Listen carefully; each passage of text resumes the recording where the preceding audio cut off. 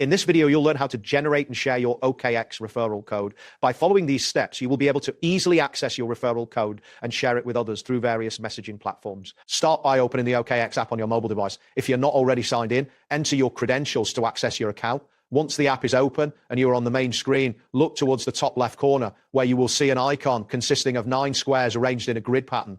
Next, tap on the icon with the 9 squares. This action will take you to a new menu where various options are displayed. Among these options, look for the one labeled referral. Tap on referral to proceed to the referral code section. After tapping referral, you will be directed to a screen that displays your unique referral code. This code is essential for inviting others to join OKX and can help you earn rewards. Take a moment to locate your referral code on this screen. Once you've found your referral code, look for options to either copy or share. If you prefer to copy the code for later use, tap on copy. Alternatively, if you want to share it immediately, tap on share. This will open a list of available messaging apps such as WhatsApp, Telegram, or email. If you choose to share via a messaging app, select your preferred application from the list.